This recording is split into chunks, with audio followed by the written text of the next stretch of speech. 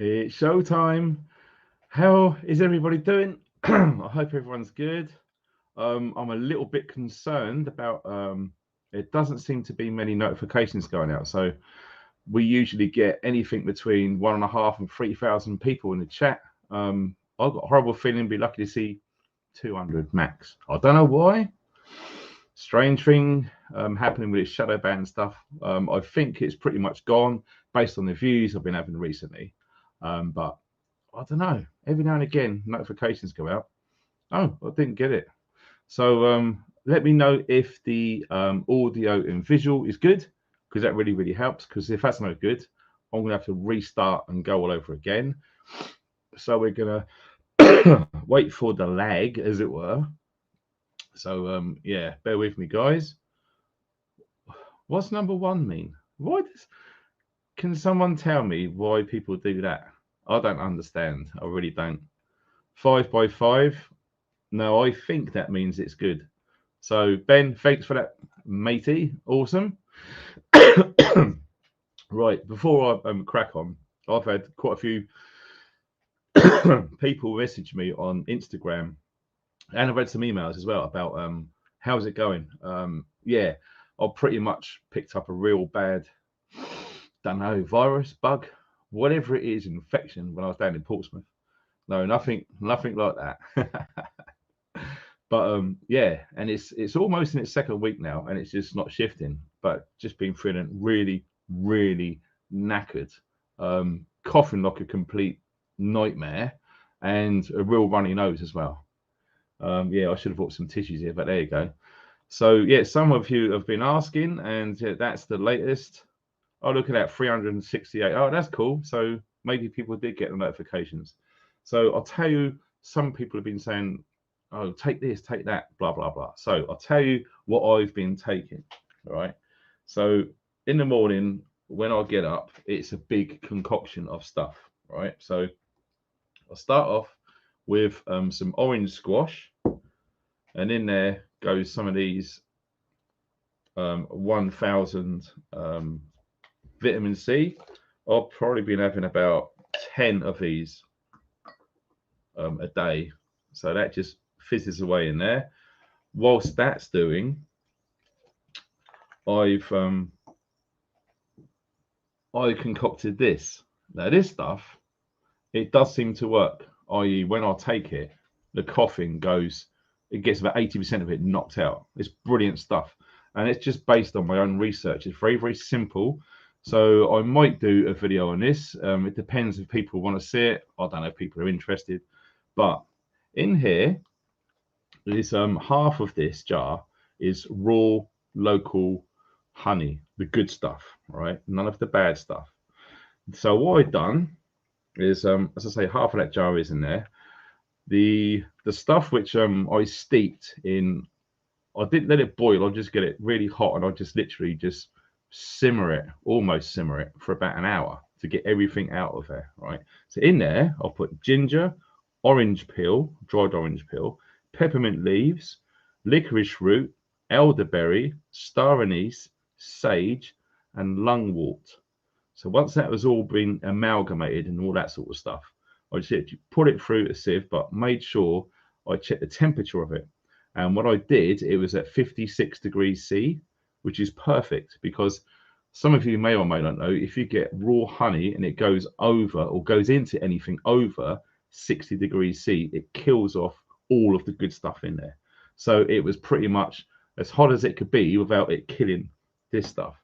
So I started taking a few teaspoons of it, and then I just sort of migrated onto the shot glass.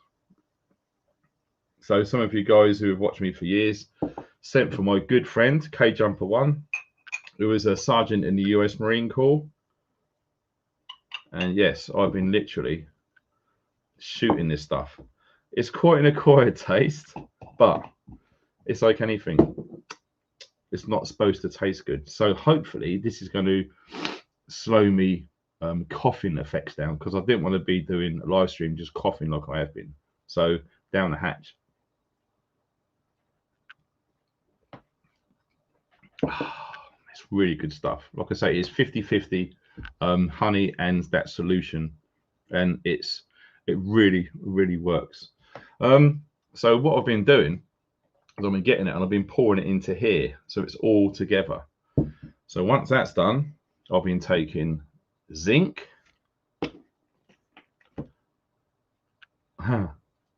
iron, super strength vitamin D3, and only works if you have vitamin K2, and some echinacea as well, because echinacea is always good. Last but not least, I have 6 teaspoons of 20 parts per million colloidal silver, and I've been buying that stuff for years, and it's really good stuff. If any of you guys don't know anything about colloidal silver, look into it. Okay, it's one of those things that does so many things, and any bacteria doesn't last long with that going around. So that was just a quick one for you guys who've been asking how it's been going with this wretched virus, cold, whatever it is. Oh, it's really strong. Bloody hell, 2,000 of vitamin C. I've had about 8,000 already today. So yes, just a quick one. So yeah, if any of you guys wanted to see me do a video about that sort of stuff, I probably could, because it is my own cough syrup, as it were. I don't want to be buying all that crap over in Boots and all that sort of thing. No, not playing that game. So that was just a brief one. So that's good. Good to see some people in the chat. Awesome. I see Faye's in here, #1 mod. Good to see you, honey. That's awesome. London girl as well. She's awesome. Ben, awesome. Born Outside. Tim, brilliant. Bloody hell, hot sauce. Bo, look at this. Rum works just fine. Yeah. Well, I must admit, what I do before I go to bed is have some whiskey. But the problem I'm having, if I have spirits before bed, I always wake up about 3, half 3 in the morning, can't get back to sleep. So it happened the other night, and I woke up, couldn't get back to sleep. And I remember what my dad said: if you wake up and you've had whiskey, have some whiskey already by your bedside, so you can have some and then go back to sleep again. So I tried that. It sort of worked. Took about 45 minutes to go back to sleep. I woke up with a crazy hangover. So I'm not sure. So yes, Bo, if it works, dude, it works. So what we're going to do first. Oh, if I can. Oh, that's it. Cool. Phone's just charged up. That's happy days. Is look at this. This is in the last 7 days. I don't know if you can see that on there. Look at that. 4,754 new subscribers to the channel, which is amazing considering all of the fiasco which has been going on with my shadow ban and what happened to our awesome friend, Mr. Richard Phobes. So it's good to see subs coming on board. That's really cool. So I always say this before on live streams, etc., because some of you guys are new, and some of the mods might see some people in there. Oh my God, look at that. Survival Man, thank you for that, sir. You're an absolute legend. I'm just getting onto that actually, because like I say, the new guys coming to this channel just don't know how all this is, as it were. Yeah, basically lost a few jobs because of all sorts of weird and wonderful reasons, and I now find myself doing this full time as a living. And like I say, you don't have to. I'm not asking for anything, but some people do because they want to and they're financially capable of doing so, which is donate. And if they want to, there's all sorts of things you can do in the chat, which Survival Guy has just done there, and also PayPal. Now, let me tell you this. There was a woman by the name of Margaret, and if you're watching now, God bless you, because 2 massive donations, which helps what you would not believe. We're going to get into that in a sec. So just for the new guys, if you haven't done so already, please consider signing up to the mailing list. The link is right below this video. It's real simple. You click on that, put your email address in, done. Okay, we got well over 4,000 people in there. I've already wrote out a newsletter yesterday. My friend's super busy. He's going to try his best to get it done as soon as he can, but that will be going out, I would imagine, over the weekend, if not Monday at the very latest. So if you're not on the mailing list, please consider doing a sign up to that, because like I said, I've been shadow banned. Nothing was working. You know, people, they couldn't leave a thumbs up. Their comments were being removed. Some people even got blocked, which is insane. And lots of people had their bell notifications automatically turned off. So it was a concern that this evening. I only saw a few people in the chat. Thought, no one knows I'm going live. What the F is going on? So if you can, whenever you can, please check if you are subscribed to see if the notification bell is on, but more importantly, on the top setting, all notifications. That really, really helps. So if you're new, welcome. If you can hit the thumbs up, it really helps, because apparently the more thumbs up the video gets, bloody hell, you're going to start me coughing. Wow, Liam, thank you for that, sir. That's amazing. Oh, what's that say? Thermobol and Centrum. Thermobol raises body temperature and kills off. Ah, yes, that is absolutely right. And I've done massive research into immune system. And what I might do, survival man, dude, you don't have to. Dude, honestly, I'm not asking for anything. Well, it really does help, okay? But yeah, the immune system boosting drink video I've done years ago, I might redo it and add some new things to it, because that absolutely worked, and I can prove it works. So that immune system boosting drink, which I was taking twice a day, all the way through cold and flu season, never got a cold for, I think it was 3 years, not a single day off work. It worked. So what I might do in light of this, because I haven't had a cold since, I think it might have been August last year. And I thought, oh, great. Now I went to a massive city. As lots of you know, I live out in the mountains in the middle of nowhere, really do. And I went down there, bosh, I'll come down with all sorts of stuff. So, yeah, the thumbs up, the subscribe really, really helps. So what we're going to do now is a new feature which we're doing on the live stream is we're going over to see what the current threat levels are. Now, this is from the MI5 security service. You can say secret service if you want to. MI5 basically means anything that's happening within the United Kingdom. MI6 is what's going on outside the United Kingdom. So we're looking today that the current national threat level is indeed substantial, as you can see here. Northern Ireland remains severe because we've had some bomb threats and all sorts of things going on in NI over the last few weeks. So that remains the same as what it was last week. Oh, I've just seen this one. Cosmic Gypsy. No, that's a cool one. Dude, I like that name. Thanks for that donation, brother. That's really kind. Much appreciated. Also, we're going to go over and check what's going on within the markets. Now, look at this. This is live. Can you see the prices? Silver and gold have been going mental lately. Silver is quite up. It's been over 25, which is good. Gold did tip the 2K. It's just dipped below that, but we are seeing rises. This is real time. Okay, so what you're seeing on now is what the trades are doing overseas. Wow. So that's the current price of silver. In fact, if we can just check silver, because I know lots of you guys are into your silver, as indeed I am. Look at this. The price literally has been going up and up and up and up and up. So that's pretty awesome to see. I mean, what was the low down in September? Wow, look at that. $18.05. And now we peaked, if I can find it. Look at that, 25.82. So yeah, a huge jump. It really, really is. That's good to see, because with silver, as we know, it could do a multitude of things. Like I touched on earlier, this guy here. Now, I bought this out of my own money. I'm not promoting these or anything else. I'm just telling you what I've used and what I've found to work really, really well. It's by a company called Silver Stream. Now, you used to be able to buy this stuff on eBay. Okay.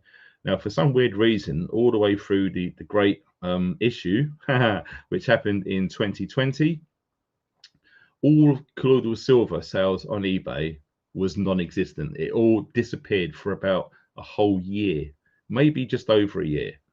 So you can actually find this stuff by a company called Silver Stream, colloidal silver, 20 parts per million. Lots of them are 10, but I like to give it a real good kick, okay? Because it's like everything. Silver seriously is a good thing. Now, what I do is every now and again, especially in the past, but not so much now, is I get 4 nines fine silver, which is the purest medical grade silver money can buy. Okay, if you get that stuff only in the medical grade and you get distilled water, I mean, I've got a water distiller. You can distill your own water yourself. And let me tell you this, I don't know if Mark's on here, Ninja Man, but he's looked into it too. And once you've got like tap water, bottled water, and you put it in your water distiller and it distills it, look at what's left inside that machine. It will frighten you. It takes out all of the crap and it just is pure, basically steamed water. It's all been distilled really, really good. And with that, you can make colloidal silver with silver coins. You put electric currents through it. You leave it over a period of time. You can check it with a meter to check how many parts per million is in there. That stuff, though, they put it in a special bottle so the sunlight doesn't get to it and doesn't make it go bad. It's like everything else. You store it in a cool, dark place. This stuff, they actually say will go a minimum of 10 years past its use-by date. Good stuff. Colloidal silver. Anything bacteria is brown bread. It's brilliant stuff. So that's all about that.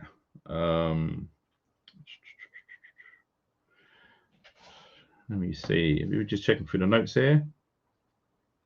Also, yeah, I've done a little post on the community section earlier. So thank you for everyone who's left messages and stuff in that all about tonight's show. And it has been noted. And it's very, very good because it does touch on some of the things I was already planning on talking anyway. So it just goes to show lots of you guys out there watching me and this stuff are on the same sort of wavelength. And that's really, really good. Not everyone is, but that's absolutely fine. It is what it is. Excuse me. So, yes, before we get onto the show, we're not far away. We're just waiting. Usually we get 1,000 people, then we can start. We're nearly at 900 now, so it's looking good. Yes, last Friday's live stream when we had Richard Vobes on it, when he was on a current ban. Now, to my knowledge, that's never been done before, okay? I did take a bit of a risk, but not after I already checked thoroughly the YouTube terms and conditions.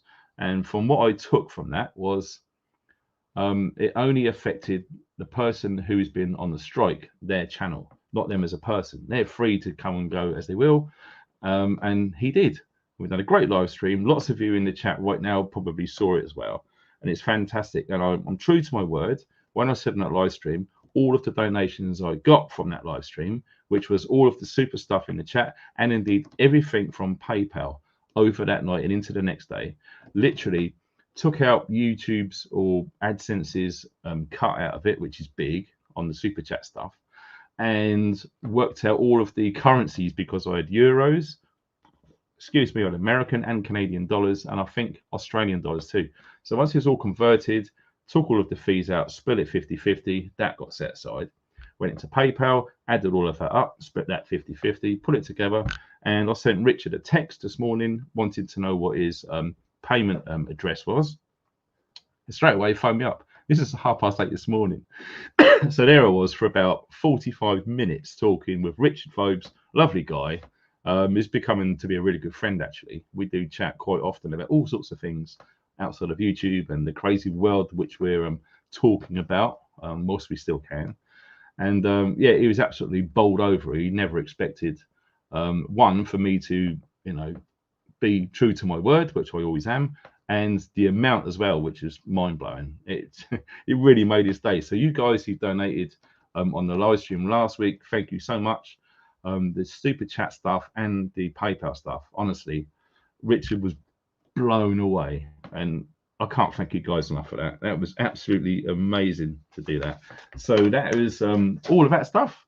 Now, excuse me. God, it's quite hot in here. I think it's getting warmer outside. So what have we got? 883 people in the chat. That's good, because like I said, I was worried that none of you guys would be coming along because of this weird shadow ban stuff which is going on. So let me go over to there. Yes, right, cool. So what are we going to talk about tonight then? Something completely different. Now, on the live streams, we usually talk about what we should ideally be preparing for, because there is a lot going on, as you can appreciate. Since 2020, it's almost like a fire button got pressed, and the agenda, which has always been there, to be fair, literally just went from second gear to fourth gear real fast. Lots of big changes, etc. So we usually talk about that sort of thing. So I thought, why not do something where we can get our heads together and discuss what we can do about the situation here in the UK, because there's lots going on. There really is. I mean, I haven't got enough fingers to make my point here, but you got a massive, complete Trojan horse of an invasion with the migrant situation, which we've openly talked about before. The central bank digital currency, which is vastly looming. We've had the issue back in 2020, which I don't really like talking about on here. There's so many things. Inflation, you know, the powers that be, or the mainstream media, you know, they're mouthpieces for the powers that be, let's face it. They're pretty much putting inflation 10, 11, 12%, something like that, where, like I've said before, it doesn't take into account fuel and food. So when you add that into it, it is looking to be above 50%. All right. So when you look at all of this stuff that's been going on in the last couple of years, I do believe we are in a recession right now. And the way things are going with the amount of government spending, we are looking like we are going into a depression. Okay. Now that is serious. I mean, if you want to really have a bit of a deep dive into that, my friend Neil McCoy Ward does lots of really good presentations about quantitative easing and Q1, Q2, Q3, the time periods throughout the year when all these things change. And I've done some research into literally when the government borrow money from a central bank at interest and just literally flitter it around everywhere like it was confetti. They put it towards all sorts of nonsense. But usually when the government borrow big lumps of money, we usually pay the price 18 months later, so a year and a half later. Okay, so look what happened in 2020. Look at all the furlough payments, massive outlay of funding to us, the people. Okay, now all of that had to be paid back, which is when you look at when all of that money got issued midway between Q2 and Q3 of 2020, all of that had to be paid back. 18 months later, look what happened. Prices went through the roof and pretty much everything.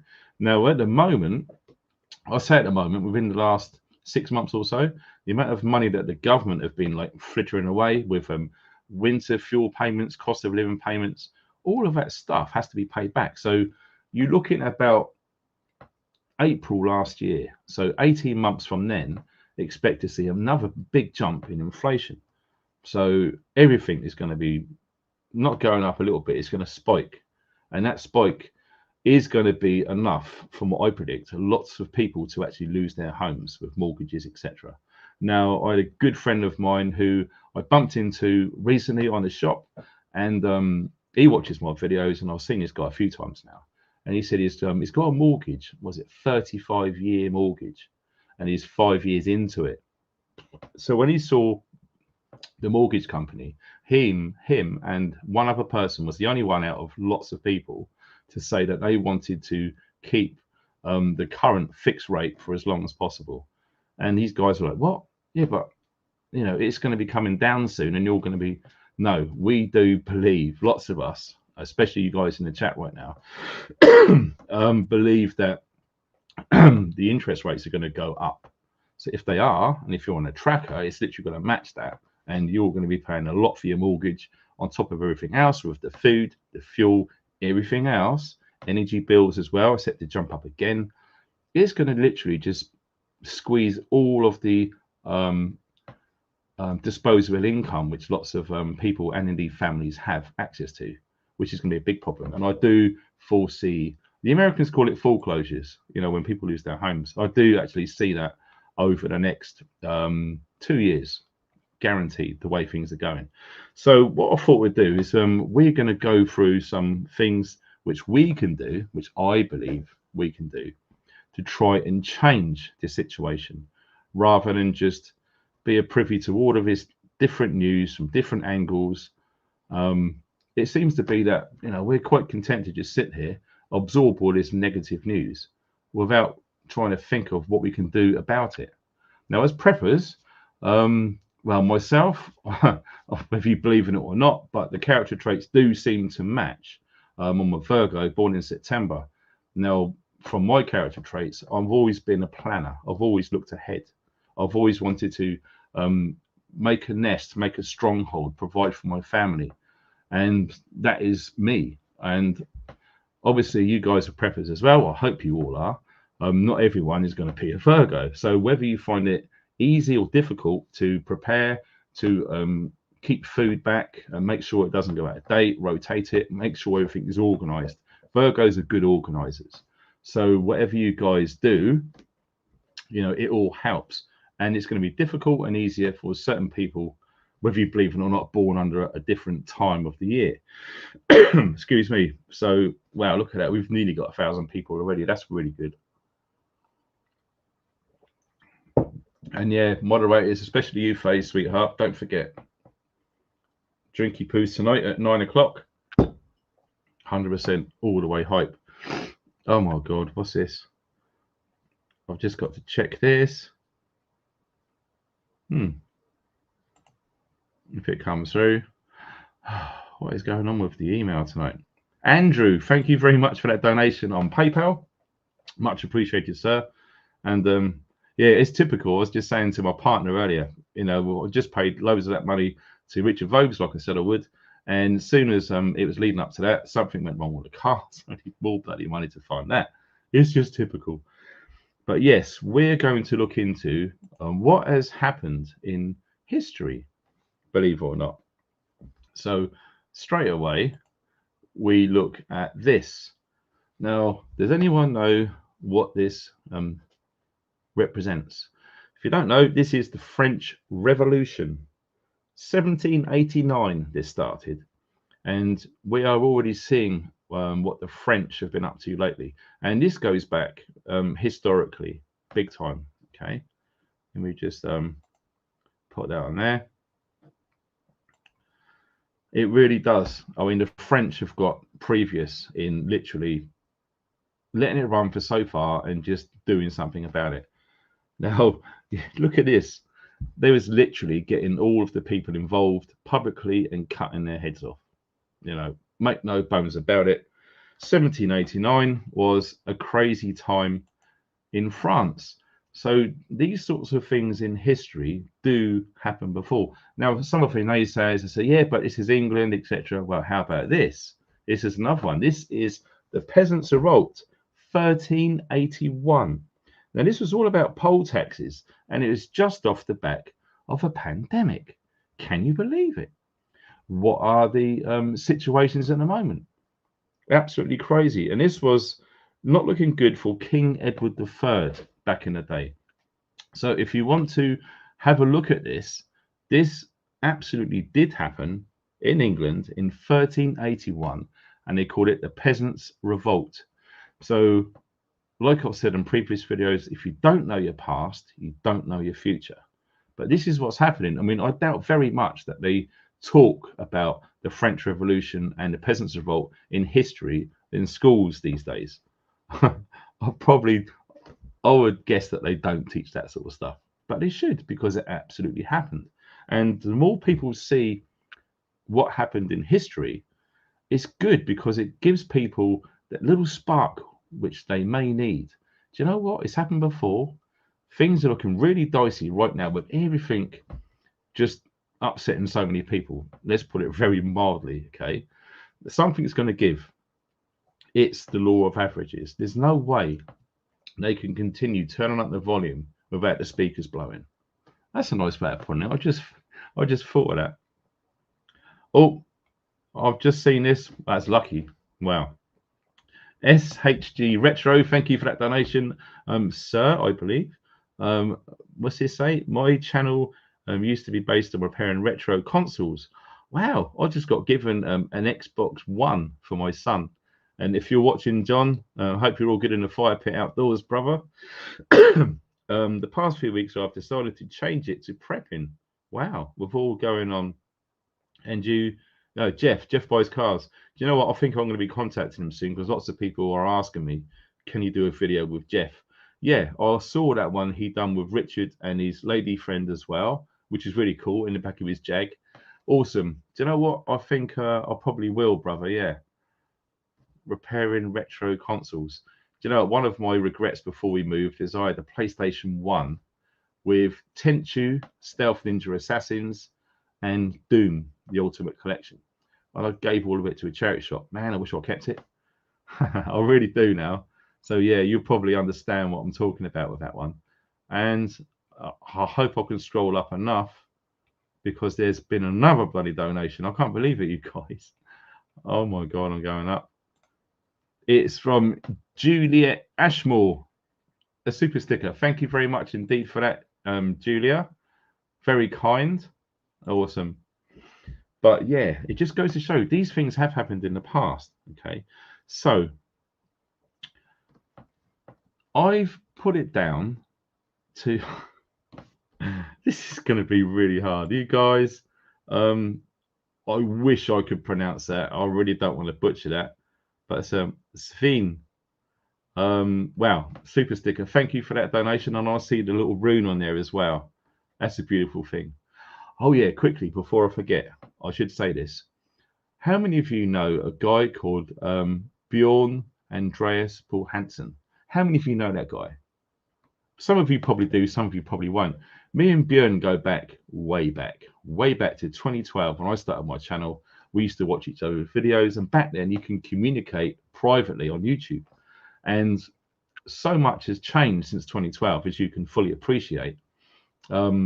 He's literally doesn't do smartphones, etc. He's really living the dream out in Norway. I nearly always get that wrong. He's in Norway. Guess what? He is coming to the Bushcraft show this year, which I'm going to. I'm absolutely fronting and leading the prepping section at the Bushcraft show for the first time in its history. Björn's coming over. So a lifelong dream. I've always wanted to meet him since way back when we were great friends back in 2012. Going to be meeting Björn at the Bushcraft show here in the UK. Now, how awesome is that? So, without getting too sidetracked, we've got a lot to get into. It's been half an hour already. And 3 things which I've whittled it down, which I think a lot of people, I don't want to use that term, use excuses or reasons, whatever you're drawn to, right? The 3 things that people are not doing what they could be doing if they was literally awake, firing on all cylinders, recognizing the danger, the severity of the current situation, and indeed where it's pretty much foretold to be going. 3 things: time, money, and people feel helpless. They're the 3 things which are preventing all of this stuff to change. All right, so I had to look into it. So I thought, right, time. How do we find time to do something to improve our situation? Okay. Oh my, this is reality check. Dude, every week, you guys are awesome. Now, this is cool because he's picking up on the Peasants' Revolt. In the Peasants' Revolt, the leaders were largely tracked down and executed a couple of years after. That's very true. Even today, over 70% of all of the land belongs to the descendants of William the Conqueror and his friends. Yes, indeed, we're going to touch on that in a minute. And you're absolutely right, brother. It's ramifications for sure. But just imagine if they just literally pushed that bit further, there might have been big changes. Thank you for that donation. This is Ginger Dogo 73, which I can presume was born in 1973. Awesome, born in the 70s. Spot on. Can you show the colloidal silver bottle again? Certainly, brother. I'm going to try. Oops. I'm going to try and keep it on the screen, but bear with me. it's going to stabilize when this focuses in. There it is there. Antibacterial, antifungal, and antiviral, made by a company called Silverstream, Magic in the Water. Okay. Now it's a 500 ml container. It's got no preservatives, salts, or proteins. It is completely pure, good stuff. And if you look at it, 20 ppm, which is parts per million, that is double the strength which a lot of people sell. And yes, there's all of the information there. I hope it's not fading in and out too much. But yeah, it's a fantastic immune system booster. What I might try and do is go back to my old ways in doing the prevention is better than cure sort of thing. Okay, rather than wait for myself to get ill and then that happen again. Yeah, thank you for that donation, dude. Much appreciated. Seriously does.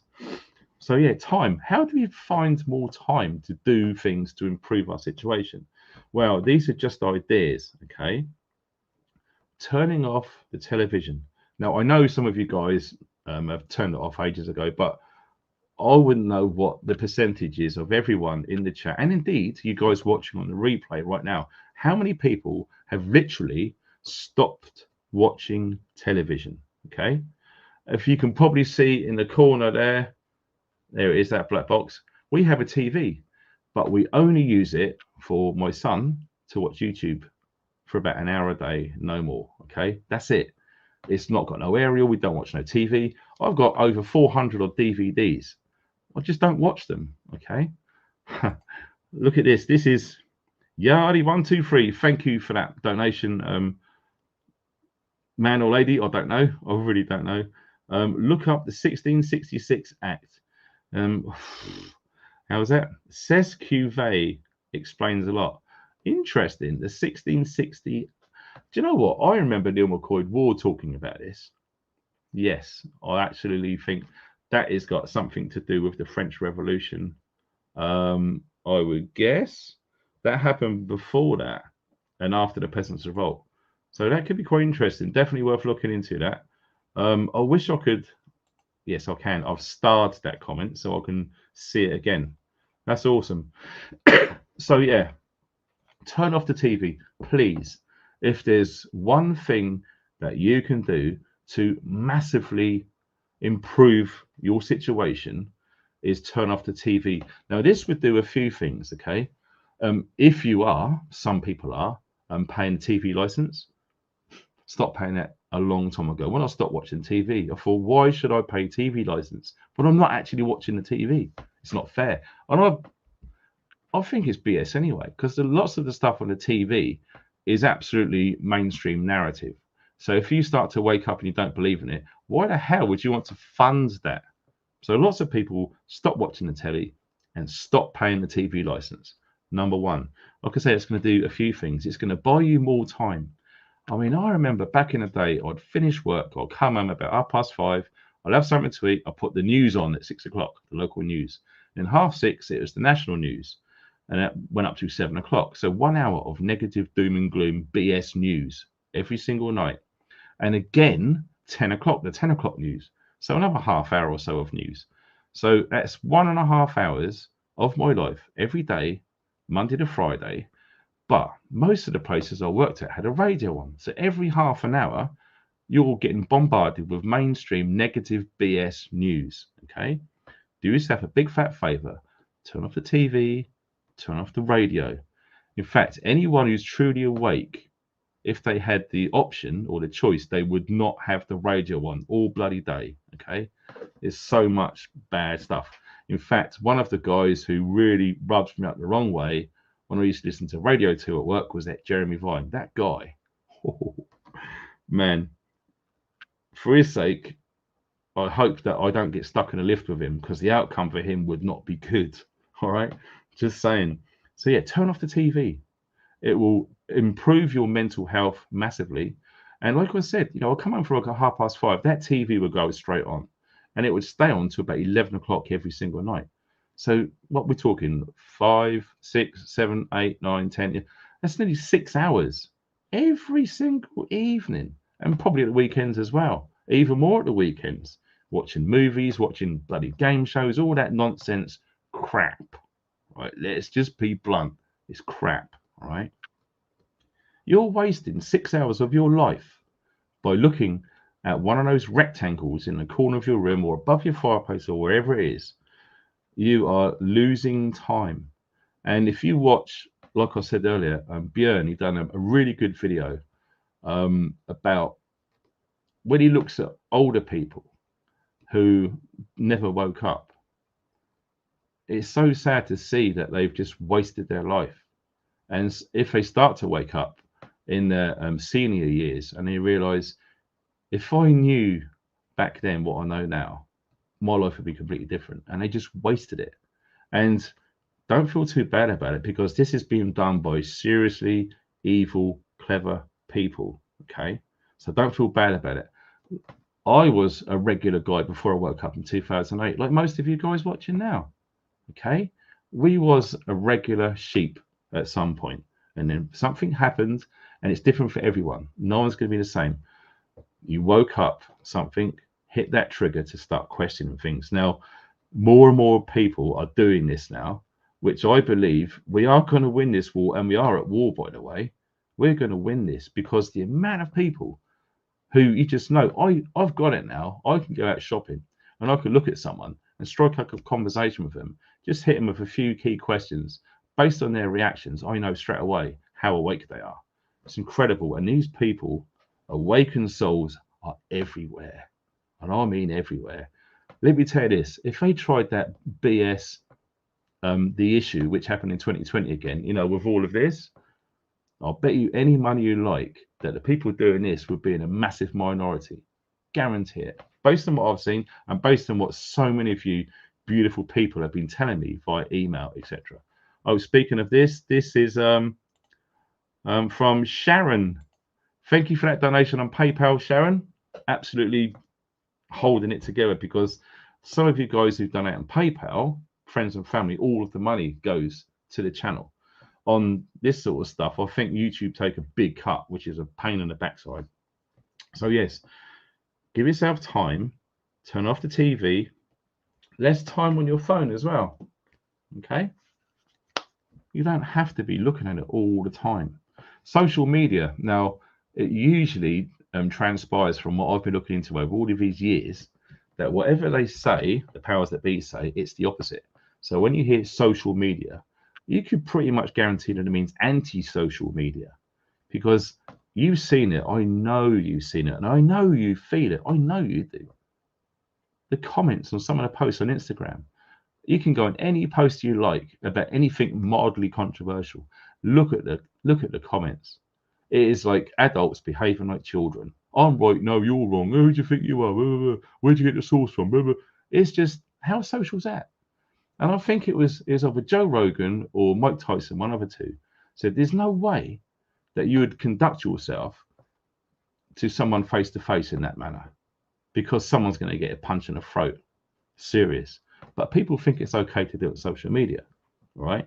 So try and spend less time on social media, especially now the weather's on the turn. It's starting to warm up and not be as miserable. Lots of people are spending more time outside.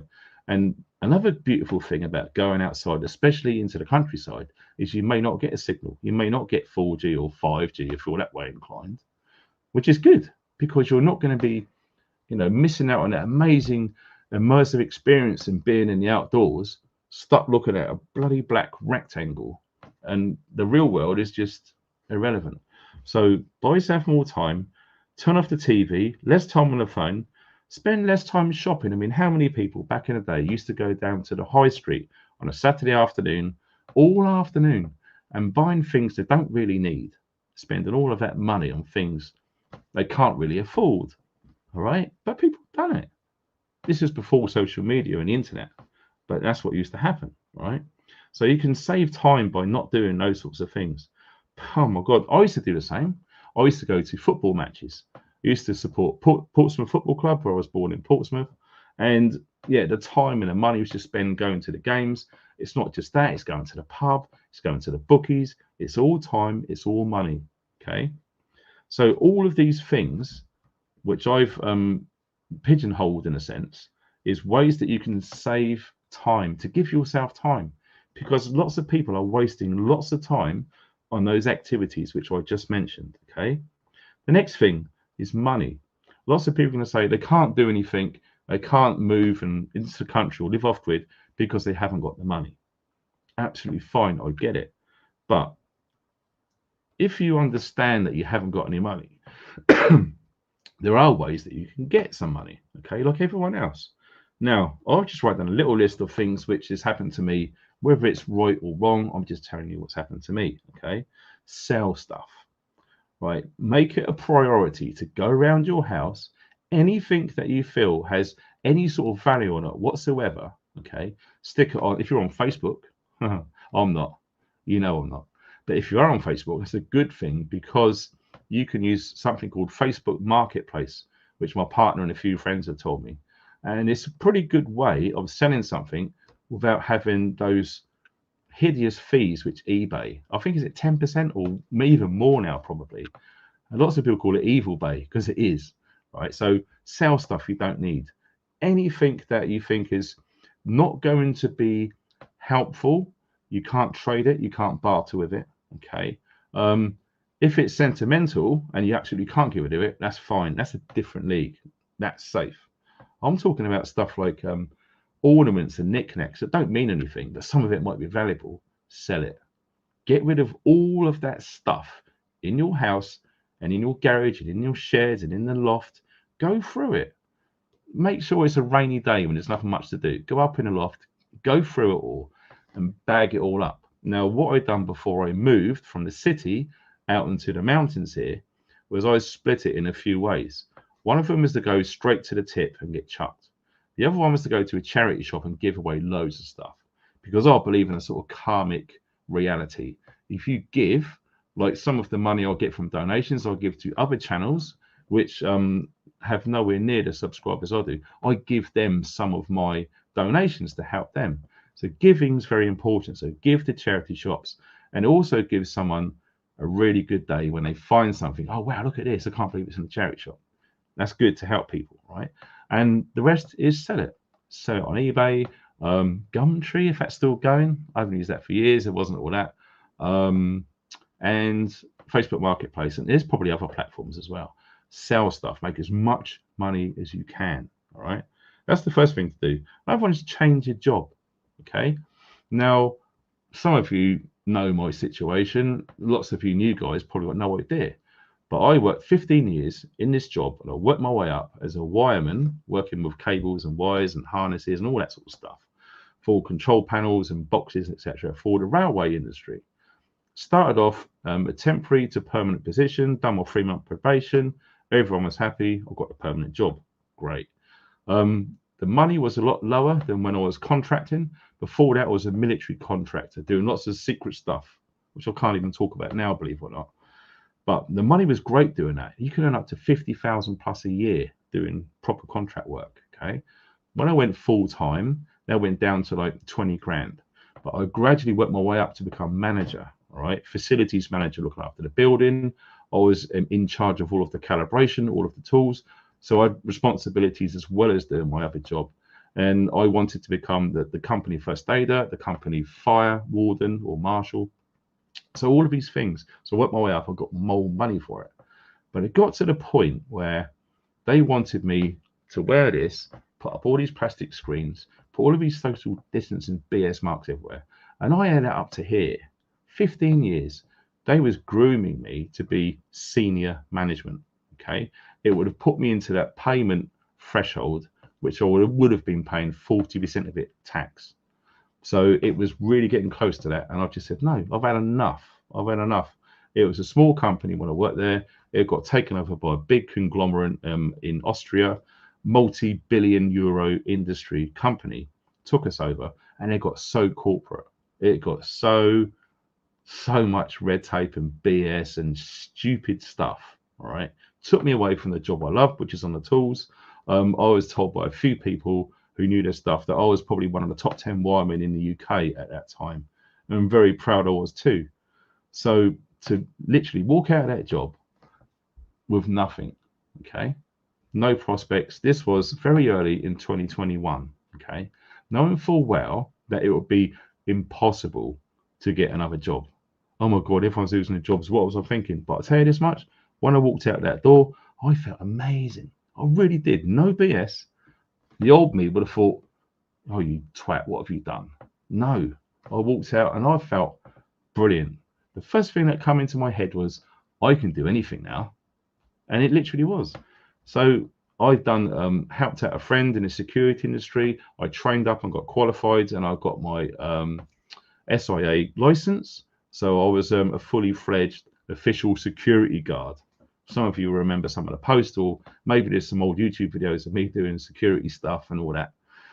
So complete change. And in that time, everything just changed. So I'm just telling you, if you had enough of your job, the money's crap, right? There's other things out there, all right? Don't feel like there isn't, because the mainstream narrative is saying there's rubbish jobs, it's all low paid, there's nothing going. There's loads of jobs, there's loads of money to be made out there, like you wouldn't believe, right?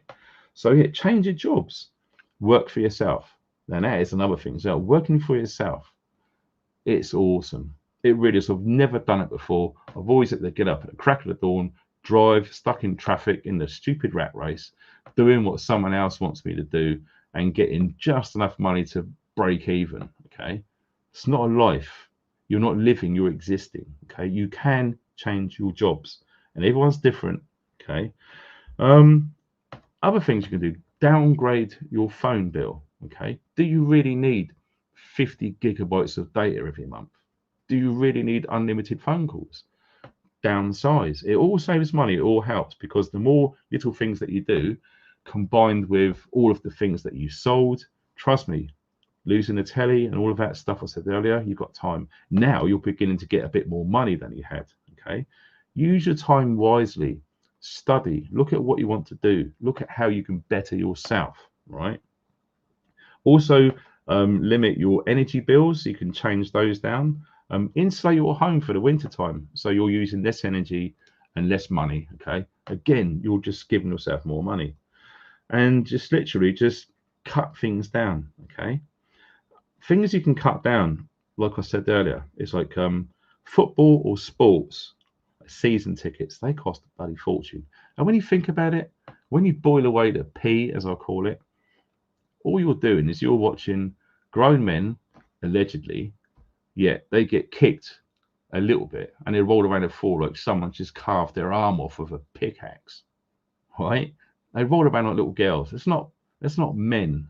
Oh, I don't know. And these guys are getting paid millions from people buying season tickets who can't really afford it to watch all of that nonsense. Right? So stop taking part in sports. I was a sports guy. Yeah, I used to watch, and I played a little bit of American football, believe it or not, back in the day. I used to play football for my school, big into sports, used to watch it on the telly, used to go and watch games. I've been to Wembley, all the rest of it. And when you look at it, all it is it's two towns playing against each other, saying, I'm better than you, my town's better than yours. And they fight like crazy over it as well, with the hooligan scene. So when you step back and you grow up and you wake up, you think, why am I wasting my time and my money with this crap? It is. And I'm sorry if you love your football and all the rest of it. This is just a personal take. So I'm saying, if I can do it, and I was big into sports like you wouldn't believe, if I can do it, and when you really wake up, you're going to realize it's not relevant. You want to save a fortune on all these season tickets. And with that, if you're going to the away games as well, you've got traveling, it costs a lot of money, all right? So you're going to save yourself a fortune by cancelling season tickets to pay for these prima donna foreign idiots rolling around when they get tackled. It's just nonsense, all right? So you can do stuff like that. Also, going out to the pub and having a drink. And yes, maybe I'm sort of backpedaling a bit, because I do say try and support local businesses. That's great. So if you do want to pop to the pub, just say once a week on a Friday night for say 2 or 3 hours, that's probably fine. But if you're one of them guys that are going to the pub every single night, try and rein it back, because you're paying a lot of money and you're spending a lot of time sitting around getting sloshed. All right, saving yourself more money, cutting back on smoking, that helps as well. Okay, gambling, like it went hand in hand with me when I used to go to the football. So we'd get up on the Saturday, we'd go to the shop, spend a fortune on flash clothing, your Lacoste, your Ben Shermans, all of that stuff. Been there, done it. right? Spending a fortune on Ponzi clothes, going to the pub via the bookies, and they put the radio on in the pub, and you're watching the football results come in. You usually lose. You have more drinks, you have something to eat, and then you go out clubbing. I don't know if you can do that nowadays, but back in the day, it all cost a lot of time and money, right? Tattoos as well. The amount of people I see that were covered in tattoos, and they say, "How much was that?" "Oh, that was 80 quid. That was 200. I think, "Oh my god!" Do you think how much food you could have bought for your family and put in the back room out of the way for when inflation hits? Yeah, they're spending it on all this unnecessary stuff. Yeah, I've got a couple of tattoos way back in the day, but I don't think I'll get any more. I just think it's not a viable option given the current financial crisis that we're in. Just saying. Netflix and Sky, cancel them. You save yourself a fortune. You're going to give yourself more time, like I said before. Read a book, go online, learn something. Look at how you want to better yourself. Okay, give yourself financial independence. Work for yourself. Don't be a slave to the rat race, supporting this really evil, corrupt, crooked system.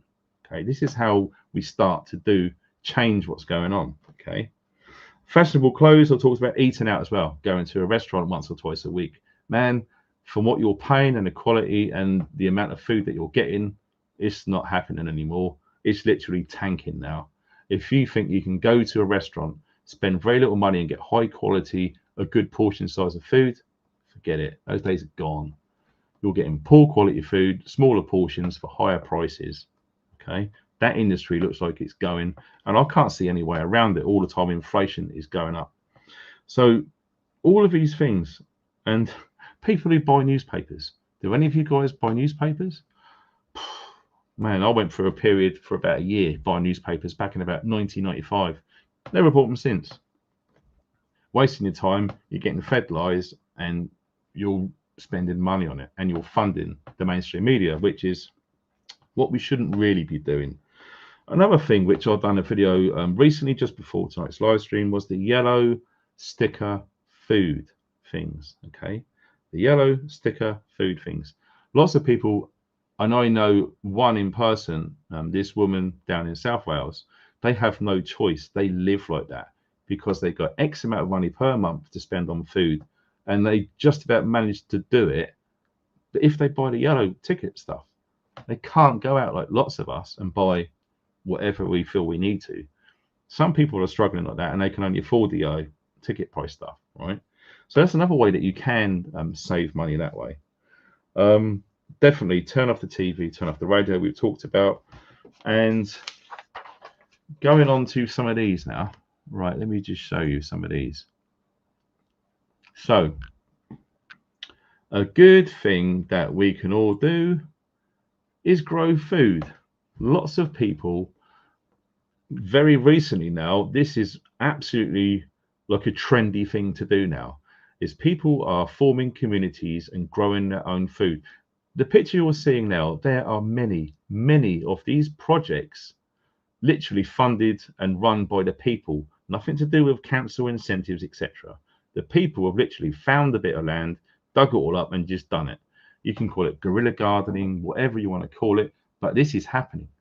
And these people are saving a fortune, and they know that their fruit and veg is fresh, healthy and nutritious, and they're not going to get ill as if they was to buy some irradiated fruit and veg from a supermarket which was picked 14 months ago and kept in cold storage. If any of you guys have done this sort of thing before, you know exactly what I'm talking about. So yeah, absolutely grow your own food. I know it sounds like a cliche, but it works. It absolutely works. And also, some people, when they're new to it, I mean, I've had allotments, I've grown my own food in various properties. It's very easy to do once you know the basics. And there's so much information online, you can't really lose about growing food. Worms, okay? Rather than going to B&Q or B&M or wherever it is to buy sacks of compost, you can very easily make your own, okay? Lots of hints and tips. This one is just absolutely growing worms. Now, when you get worms and they will compost it down far quicker and making sure it's really, really nutrient dense for your root systems to go in. So if you want to screenshot that screen now, you're more than welcome to. Excuse me. In fact, there's a website on there, wildlifewatch.org.uk. Many ways that you can help and doing stuff like this. Now, one of the big things which I'm a big fan of is this. It's called permaculture. Okay, permaculture is literally creating an environment for as many different foodstuffs as you want to produce to give it the optimum yields, as it were. Okay, permaculture. Absolutely look into permaculture. Okay, now I'm just going to go into the chat because I'm pretty sure. Yeah, Faye, you're a legend. I knew you would come through, darling. I knew you would. Oh my God, look at this. Stephen Priestley, thank you for that donation, sir. The first thing necessary to escape from prison is to realize that you're in a prison. Now that's awesome. Stephen, well said, mate. Someone absolutely gets it there, 100%. And that's absolutely true. So, like my awesome special friend Faye says, it's that time.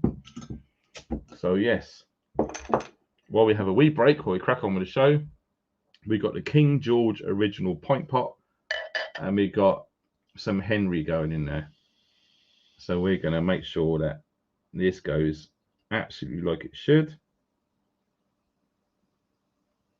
Oh wow, I don't know if you can hear the bubbles.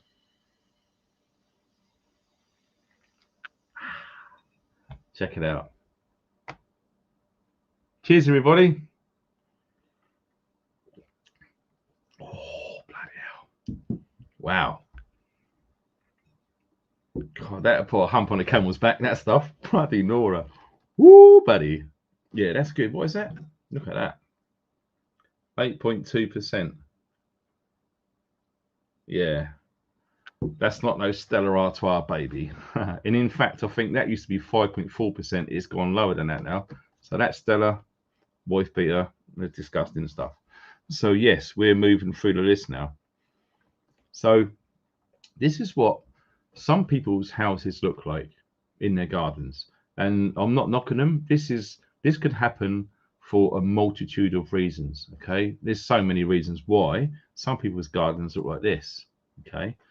Now, even if you just moved into a property and this was the case, it's the same old thing. I mean, some of you guys who have had allotments, you know what I'm talking about. You go to your plot and it's usually really bad, and you've got to put the graft in to scratch it back to basics and literally start from the grassroots upwards. Okay, so it can be done, and you could have a garden like this. Now, this is awesome. I mean, I'm looking at that. I can see Swiss chard. I can see in the sternums. The sternums are great. I recommend putting the sternums near runner beans. Okay, they keep away aphids and all sorts of bugs which are going to attack your runner beans. The only thing with the sternums, what I used to do is put them in pots. Don't put them into the ground, because as you can see on here, they spread like bloody crazy. Okay, they absolutely spread like crazy. So yes, you can literally grow food in your own garden. Now, given the choice, I would rather grow food in my garden than an allotment for two reasons. Okay, one, but multiple reasons actually. Now I think about it, is if you've got food right in your garden, you can open your back door or your front door. You can check and inspect your crops a lot more regular, excuse me, than if you had to drive a couple of miles to the allotment or whatever. So you're going to be really on top of pest control and weeding. Okay, you can pick off slugs and all of that sort of stuff, sort out like carrot root fly and all them things, because you're literally right there and it's only got a few steps and you're in that environment and you can fix the problems. Okay, especially with drought, watering, always water first thing in the morning and last thing at night. You can water stuff at night time, but it might encourage slugs. There's all sorts of things. I mean, I could just do videos based on growing fruit and veg because I've done it for years. I've learned from serious elders who seriously knew their stuff. Made a lot of mistakes and learned a lot. Okay, so if any of you guys have got questions about growing food, email me and I'll do my best to help. The email address is below this video, by the way. But yeah, absolutely, that is a real good thing to do. Growing stuff down the allotment, you can't inspect it as regular as I just said. And the worst thing of all is theft. Okay, not just theft from tools from garden sheds, incidentally, is up on the rise. Okay, but theft of your crops. People going digging up spuds at 3 o'clock in the morning. There's nothing worse than going to an allotment. It's in a right mess. You got to put days sometimes to level it, clear it, condition the soil. Then you've got all of your seedlings coming on. You've got them at home. You'll harden them off outside, ready to be planted outside. You sow them all. You look after them. You do all of the weeding. You feed them. You look after them. You fight all of the pests to make sure that they survive. Only for someone to come along and just steal it. Okay. So if I had the choice, I would do it at home rather than an allotment. Okay. Growing your own food will do a few things. It will make you get a lot less sick. It will save you an absolute fortune. And the reason you're going to get less sick is because you're having proper nutrients. If you just pull up a carrot or some spuds out of the ground and you clean them up and you eat them as soon as possible, you are getting optimal nutrients. I mean, at a level that you just can't fathom. Okay. When that fruit or vegetable is in the ground or growing above the ground, it's alive. The second you remove it from that life source for a very short temporary time only, it's still alive. That is the optimum time to eat it. Okay, some of you guys have seen the film Avatar with energies and stuff and everything's connected. It's absolutely true. All right, no BS, it's true. The amount of good stuff that you get in food the second that you picked it, rather than get it from a supermarket. It could have been asparagus from Chile, or if you're in America, Chile, right? That stuff's been on a boat for weeks and weeks and weeks. And do you know what? They probably put irradiated gases in there and a packaging to keep it fresh and keep it chilled and all the rest of it. Every second that that vegetable has been picked, it's losing its nutritional value. Truth. That's not BS, it's truth. Okay. You're going to get a lot more beneficial stuff if you literally done it yourself and you've got it all fresh. Another thing which I've done, which is awesome, is chickens. Chickens are awesome. And yes, there's a lot of BS about avian flu and all that nonsense. It's completely bull. It really, really is. It's basically an attack on our food supply. And there's so many people, which I know personally, who have chickens and, you know, refuse to follow these DEFRA BS guidelines. Okay.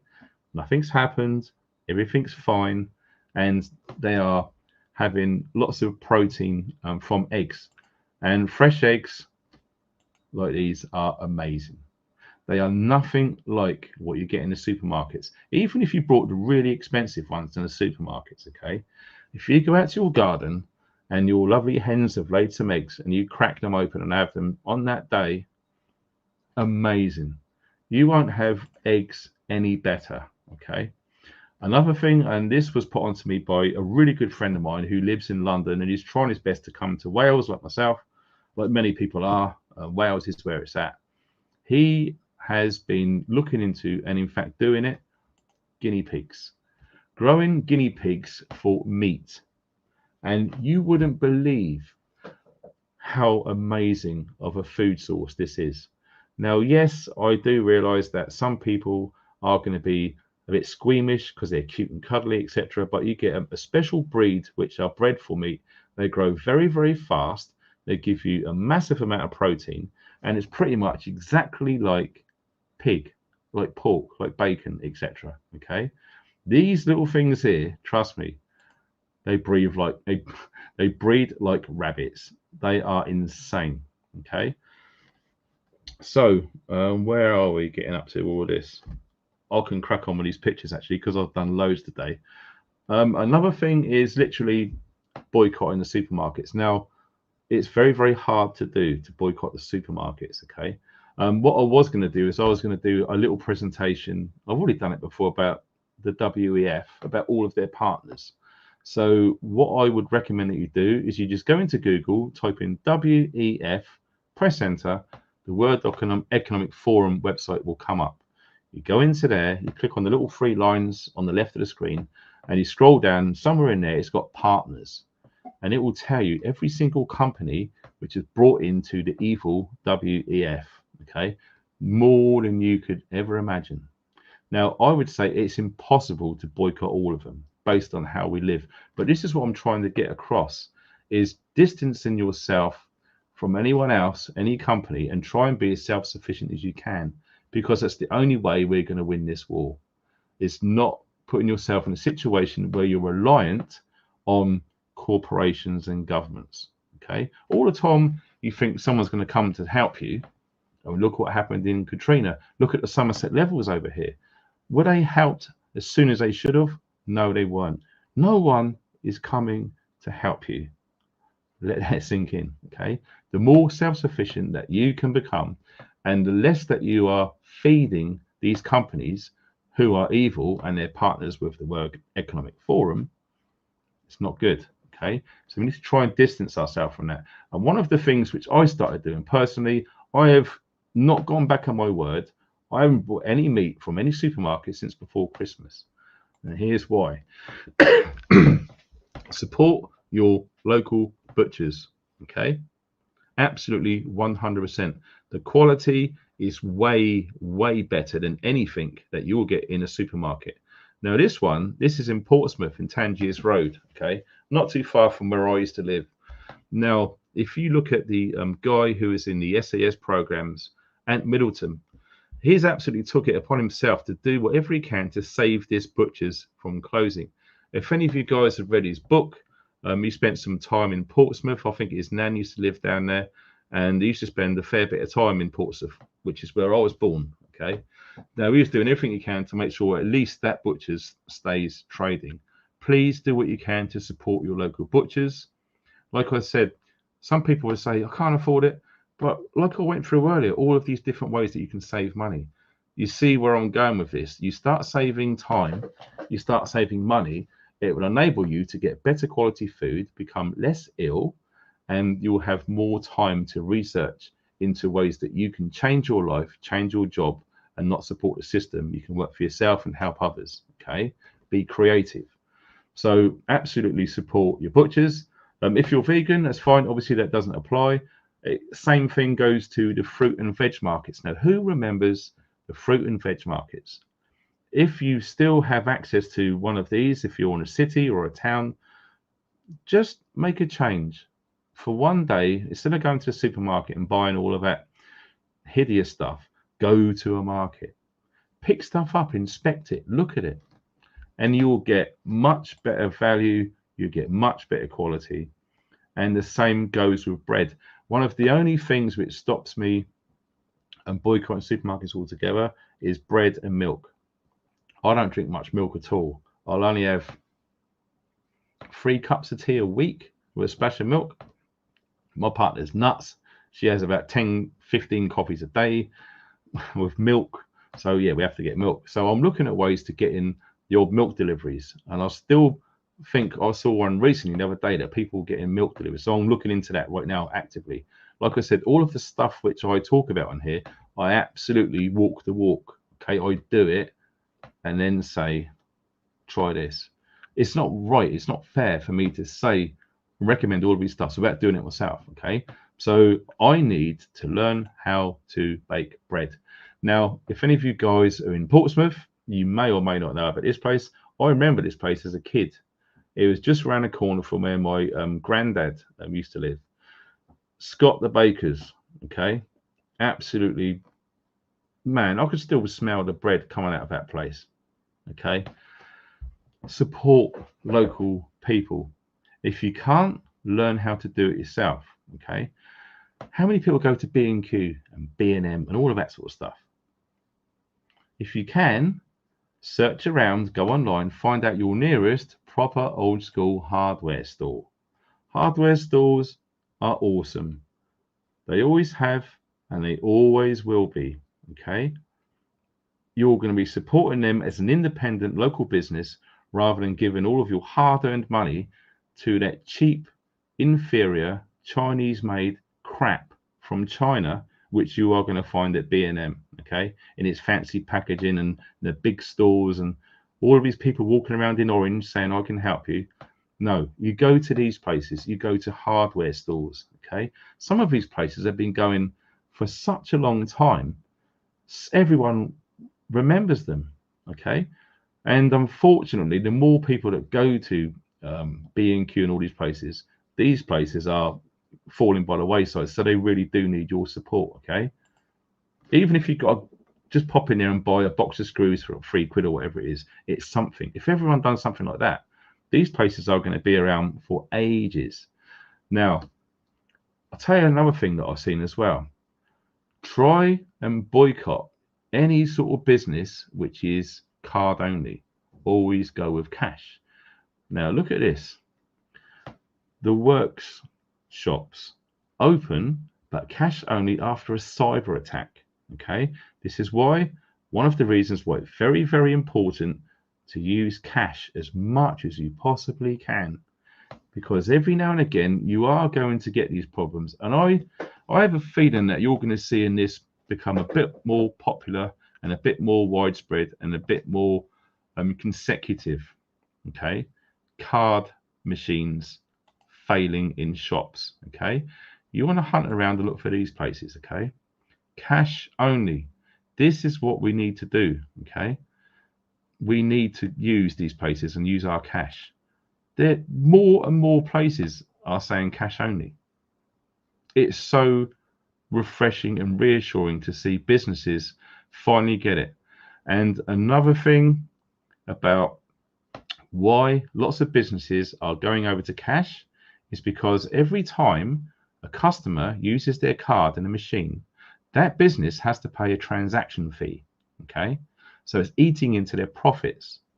Cash is king. It always has and always will be close to my heart, using cash. It's a fundamental way to maintain your privacy as regards to transaction. Okay, it's, in my opinion, it's no one else's bloody business what you do with your money. It's your money. You should be able to do whatever you want with it without anyone knowing. All the time you start using your cards and all of this chip and pin scan contactless crap, it's feeding the system. It's making the system stronger. It's so easy. Just go to a cash point, get cash, and go and use it. No one knows what you've bought. There's no record. It's a private, secure transaction, which is how it should be. Now, like I said earlier, boycotting. Boycott places when you see stuff like, oh, sorry, it just moved. Boycott places when you see this sort of crap, this sort of nonsense. Right? If any one of you who are mad enough to support a company like Starbucks, you're probably watching the wrong YouTube channel. Okay, without beating around the bush, I'm saying it straight. Anyone, any shop that says we're going cashless or we are cashless, do not go there. Stop using it. It doesn't matter how fond you are of that product or that business. You need to do whatever you can to stop using these businesses. Stop funding the system. Okay.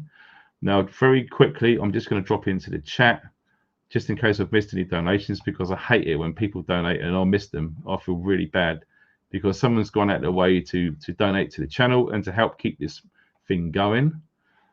The least I can do, it looks like there hasn't been. Right, that's cool. So we go down to the bottom and we carry on. Another thing, like I said before, it's time and it's money, which are the two things which people are struggling with, which they think they can't do anything to beat the system because them two key points are major issues for them and their loved ones. Okay, another one is loneliness. Okay, lots of people who watch my videos, and I call them elders. Elders are the salts of the earth. These people have gone through a lot of bad stuff in the past. In some cases, a lot badder, a lot worse than which we're experiencing now, believe it or not. Okay, these people are legends. Okay, anyone in my eyes over the age of 60 are absolutely beautiful people. I don't care what anyone says. We need to really look after these people. Okay, we have to listen to what they've got to say, because let me tell you this: someone who's been on this planet, whether you think it's flat or round, it's irrelevant. Okay, it's totally irrelevant. It doesn't matter. These people have experienced stuff. These people have got vast amount of experience, and these people can help so many people from the mistakes they've made, the things that they've seen, the things that they've heard. what's happened in history. These people have lived through that. And these people should be absolutely 100% looked after. Okay. Now, this section is aimed at you guys. Okay. Because I do get emails from lonely people, whether they're elderly or whether they're not. Lonely people are lonely people. And I'll get it especially from that BS which has happened in 2020. Okay. Lots of people trusted the government, trusted the mainstream media, and done as they're told. And lots of people are not here today because of it. It's an absolute travesty. It's a scam. It's evil. And we need to put a stop to it. And we're trying to do that by the things that I'm talking about tonight is things that we all should be trying our best to do. Make it a priority. All of the things I've said so far, try your best to make it a priority. After the live stream, have a think about it before you go to sleep. When you wake up, make a difference. Do something. Don't carry on wasting your time or wasting your money on the things that I've said. Now, for the lonely people, okay, these things are awesome. Allotment groups. Now, let me tell you this. Way back in, was it 2000 and I think it was 10 when I got an allotment, I met so many beautiful, nice, kind, caring, generous, amazingly clever people at allotments. Now, I'll never forget this. Some guy who I bumped into on the very first day when I got the key to the gate to get into my plot at the allotment. He came up to me, shook my hand, introduced himself to me, and he said, the people who work the land are different. And I'll tell you what, how true is he? And he meant it in a nice way, not in a bad way. And it's true. Farmers, we know so many farmers out here, and they will drop anything to help anyone. Okay, even though they're probably struggling financially, they're probably poor, really up against it, but they will do anything to stop what they're doing and help. Okay, and we had the same experience at the allotment association. Okay, they were only too keen to help and advise anyone new. So it doesn't matter how old you are. If you now is a good time to do it because the seasons are changing. Okay, the evenings are getting longer, the temperatures are starting to warm up a bit, the nicer weather's starting to come because we've had a pig of a winter. It's been so depressing, even right up through the beginning of spring. We've had hail, sleet, snow, storms, heavy rain. It's been a pig. It's starting to change for the better. Now, allotments is where it's at. Okay, go to an allotment, just walk up there. Walk in, walk around and talk to people. Guarantee you, they will advise you big time. Just go out there and say, I'm thinking of starting an allotment. What do you advise I do? And they will just run through all sorts of stuff. And personally, when I had mine, it was £12 for a whole year. All right. And I had 3/4 of a rod. Luckily, the end of my plot or rod was a toilet, which the whole place used. And how cool is that? Because every time I needed to go and do my business, right at the end of my plot was a toilet. I had a compost big heap bin, which I built from pallets, put that right behind it. And 3/4 of a plot was perfect for me and my wife at the time. No kids. It was just right. You can make so much food. You can make so much friends. I mean, some of these guys down the allotments have been friends for life. Things that we need to do, bearing in mind at the times that we're leading into, like I touched on before, no one is coming to help. What is the best thing that you can do with that in mind? Learn self-defense. Go to a club, meet friends, socialize. You will get fitter. You will get active. Your joint pains will slowly start to abate because you'll become more flexible. Okay. All of those aches and pains you got in your hips, your knees and stuff, you can start off really slowly, really easily, and eventually those pains will start to go away. You will start to get a lot more fitter. You can walk up the stairs without getting out of breath and all of that sort of stuff. And you'll meet some amazing people in the martial arts sector. A long time ago, I'd done martial arts, and I'll tell you what, awesome people, and you can have a good fun as well. And lots of people do this. Now, my partner has been doing this for a long time. Spinning. There's clubs all over the place. All you have to do is go online or ask around at wool shops or knitting shops or wherever it is, and you'll be surprised to find that there's groups that meet up sometimes every day, once a week, whether it's in the morning, afternoon, or evening. There's a multitude of different classes and courses you can go on. Even if you've never done it before, these guys and girls will welcome you with open arms. But not only that, the skills that you are going to pick up doing things like this will absolutely come in handy more than you could ever imagine. When the prices of clothes, etc., goes too high, the quality is too bad, you can get wool anywhere, especially here in Wales. The amount of sheep, it's insane. Once you've learned how to spin all of that fleece, you can then go to a knitting group, a knitting class. Now, some people may laugh, I don't care. But when you have a person in your community who can make clothes, not just clothes, pure wool, warm clothes. The best thing about wool is you can still retain your body temperature and your body heat even when it's wet. Okay, forget all of this new synthetic fleece. Once that's soaking wet, you're going to get cold, especially when it's windy. You got a wool, you just literally wring it out, put it back on, and you're going to keep warm. So having that skill to turn some sheep fleece into yarn, and from yarn into making socks, gloves, hats, jumpers, whatever it is an absolute amazing thing to do. Now, so many people have a right laugh in these little knitting groups and sewing circles. Okay, it's beautiful, but not so much that. Lots of people say, "Oh, it's only women only," but lots of men are doing this stuff. We are entering an awakening stage of humanity now, where all of this ego stuff is melting away. It's like dropping an ice cube into a really hot cup of tea. All of the ego stuff is going away. It doesn't matter if a man or a boy or whatever it is goes to a knitting club. No one's going to laugh at you. You're going to fit right in. You're going to have a right laugh, and you're going to learn some seriously important skills.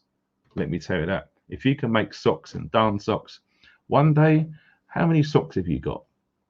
What happens when you can't go to a shop one day in the future? You're going to learn to darn your socks and repair them. You need to learn sewing. All of these skills you can do. Now's the time to do it, because the time that you're saving, like I said, not watching the TV for 6, 7, 8, 9 hours, whatever it is, every single day, you got time. You got time to learn all of this stuff. You got time to go to these groups, to meet other people, to socialize, to not feel lonely anymore. Okay, it's happening like everywhere. And if you're a guy, my dad does this as well. Find a local woodworking group, and it's brilliant. These guys go there twice a week for a couple of hours in the afternoon. If they live on their own, like my dad, like my mum died a few years back, he just finds it a great comfort to go to these places and have a chat, have a laugh, talk about the good old days, make things, feel wood. Okay, get back to nature. Wood comes from trees. None of all this plastic crap. Work with wood. It's a beautiful thing, and you can literally learn. If you've never done woodwork before, there's no time like the present. Just make a start. You're going to learn things. You can build things. You can repair things. It will help you more than you can ever imagine. Like I said, you stop watching telly. You turn that radio off. You don't look at your phone that much. You might think, oh, I'm a bit bored. What about books? Books are amazing. Now, this was taken from the Alzheimer's Association. Now, when I was talking to Richard earlier, he spoke to me about his dad having Alzheimer's. Now, you know, there's been Alzheimer's in our family and the other family I was with. And yes, if any of you guys know what I'm talking about, it's a truly dreadful thing. Okay, now these guys are learning to read again with early onset Alzheimer's. Okay, book clubs. That's another good place that you can go and socialize, and you can talk about. You might find a really good friend at a book club who likes the same sort of books as you. You might have a collection of books from this author, and your new friend might have this collection of books, similar sort of books. You can swap things. Introduce yourself to new authors and new books. Find a friend. All of a sudden, you're not lonely. You're going to meet these people or this other lady for a cup of tea in a cafe one afternoon a week or so, just to find someone to talk to. So you're not alone, stuck in your flat, worried about all of that stuff which the BBC are putting out there and all of them lies. Okay. Another good thing, which is an important skill to learn, is beekeeping. Now, I've got a very good friend of mine down on the south coast, and he likes to try a new skill every year. Okay, 1 year All he done was identify mushrooms, okay, and really learn about mushrooms. Now he's doing beekeeping and he's getting really, really good at it. And I think he said, or someone said to me, if you have 12 hives working optimally to their true efficiency, you don't need to work. The money that you're going to make from 12 beehives is going to produce enough honey, enough beeswax to sell and give you enough money to live on. Okay, that's just a generalization. But imagine making honey. Like I said, this stuff, local honey and air, which I've added to it, you shouldn't have that cheap squeezy stuff. I mean, yes, I use it sometimes for a cup of coffee, but if you're ill, medicinal, real raw honey, if you can make it yourself, or know someone who makes it and you learn from them and you help them and you get the buzz, pardon the pun, and you can do it yourself, absolutely awesome. Beeswax, let me tell you this, if any of your kids who have got asthma, if you use beeswax and make your own candles, and we're going to come on to that next, it doesn't affect their asthma, because guess what's in candles? Paraffin wax. It emits that little black sooty stuff. Sometimes it makes people cough who's got asthma. Beeswax is pure. And like I said, it's another group. It's another thing that you can try. If you've done it before when you was a kid, you love making candles, trust me, there's groups everywhere which you can go to and learn the art of candle making, meet new friends. You're not going to be alone, and you're going to learn an important skill. Okay? Candle making. Like I said, when power goes off and you can make your own candles, man, you're doing a lot better than most people. And when things get a bit bad, and we all like to, where is it? Let loose now and again. Sometimes it's nice to relax and forget about the world for a few hours and have some alcohol. Now, what better way to go to a brewery group? Brewery groups and microbreweries are literally all over the UK right now. There's tens of thousands of them all over the UK. Like I said, you can go online, a brewery or microbrewery near me, you phone them up, you go around there, you have a chat, ask if you want to get involved. If they say yes, they need the help. You know, I mean, you're going to make friends there. And I think there are groups who actually teach people for free. You just turn up there and you learn from them. Okay. Like I said, this is something which I'm going to need to do. Like I said earlier, two things which I get from supermarkets, which I can't really do about, is milk and bread. Now, I am looking into, or going to be looking into tomorrow, is getting real milk. Now, I did find a place locally in a health shop that they've got that raw, unpasteurized milk. And when I looked in there a few weeks ago, all of these bottles of milk are in this big refrigerator, and they all have people's names on. So I think people advance book them. They turn up at a certain time and they collect real milk. Okay, like I said before, you get like real raw honey, which hasn't been pasteurized, and all of the goodness taken out of it. I do believe, looking into it briefly a few years ago, that you get raw milk, seriously good for you. So to get that sorted, and like bread, why not join baking classes where you can literally go there? Like I said, you really want to try making bread, and who believes me? You know, you go into someone's house and they've just made a loaf of bread. The whole house smells of freshly baked bread. Oh my God, it's amazing. It doesn't have to be a loaf. You can make French sticks. You can make burger baps, whatever it is you want to. You can put like flavorings in there, herbs, spices. You can do naan breads for your curries, whatever it is. Don't forget, you know, I would say a high percentage of people on planet Earth literally rely on bread for their daily food. Okay. Bread, absolutely. I mean, flour stores for years. It should be one of your preps as well. You can vacuum seal it with oxygen absorbers. You can freeze it to kill weevils, all of that stuff. And learn to make your own bread. Now, I might actually do this myself. I've tried making bread before and I've failed miserably. I found it to be a lot of effort, a lot of time, sticky, bloody, doughy hands, and most of the time it didn't come out well, and I just give up. But it's something I feel something's telling me to learn how to make bread. So that's something I'm going to be looking into personally. Okay. So, like I said, all of these things are things that we can do to basically combat all of this stuff which is going on. I think the fundamental key point to note regards the summary of this presentation, call it what you will, is to become as self-sufficient as possible. Work for yourself. Be your own boss. Don't put all in, your time, your effort into.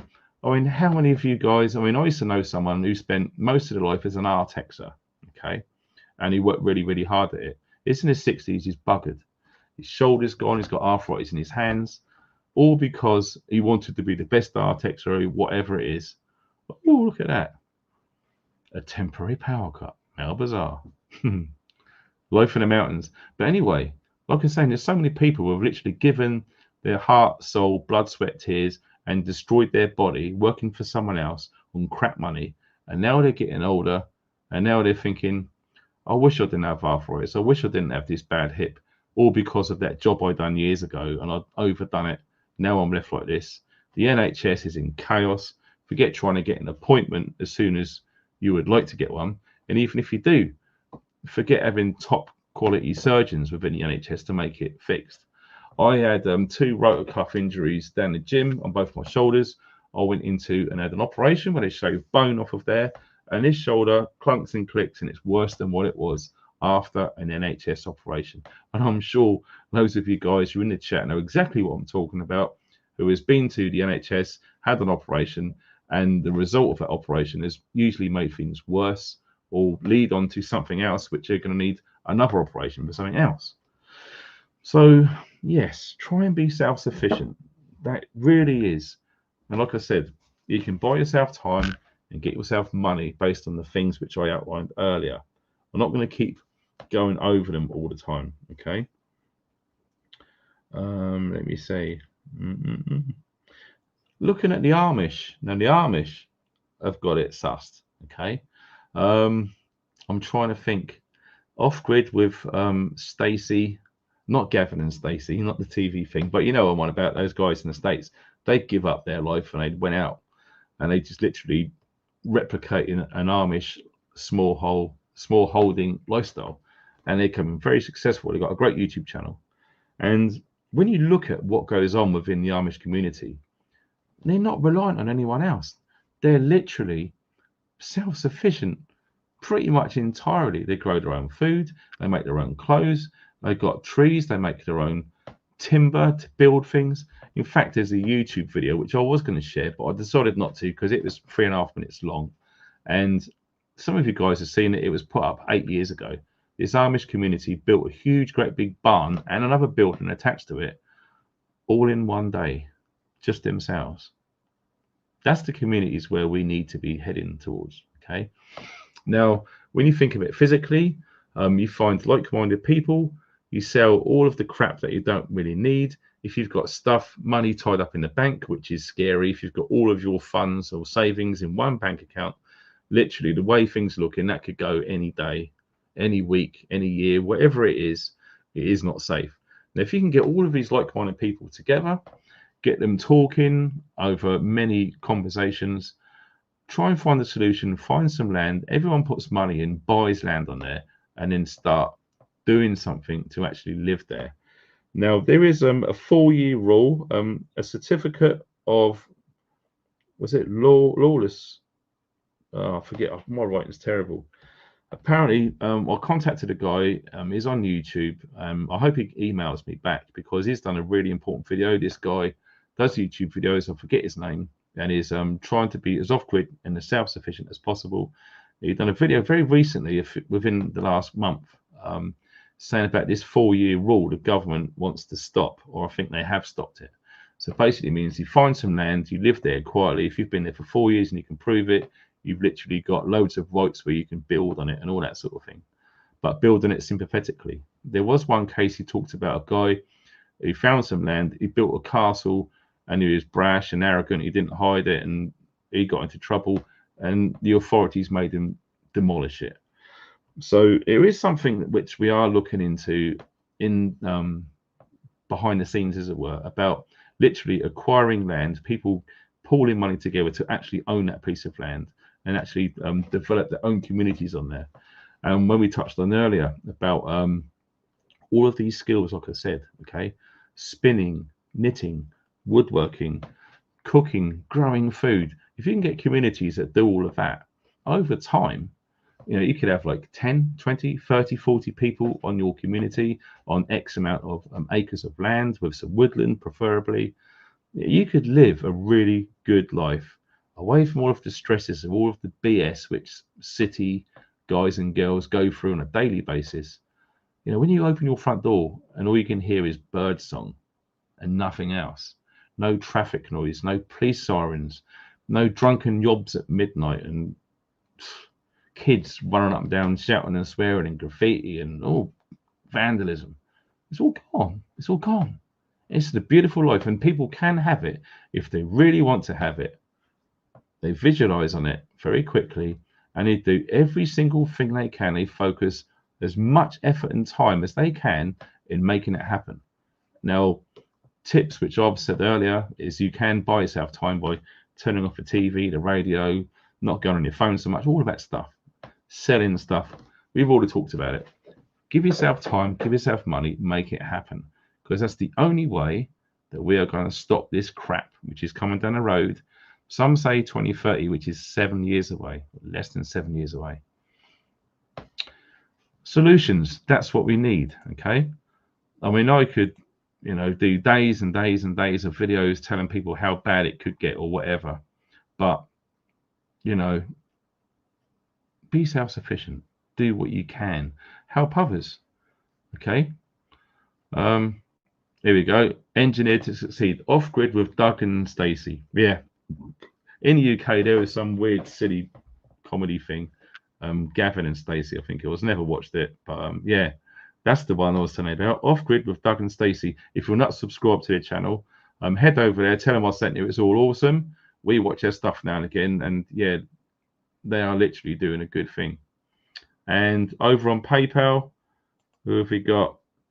Martin. Wow, thanks for that donation on PayPal. Brilliant. Oh, that message. Keep doing what you're doing and have a beer on us. Awesome. Appreciate that, dude, on PayPal. That's fantastic. And who else have we got here? Well, look at the time. I've run over. Blimey. Let me see what else is on here. Yeah, learn not so much all of those, dare I call it, mainstream skills, but survival skills as well. Can you light a fire in the outdoors in all 4 seasons with minimal stuff? Can you?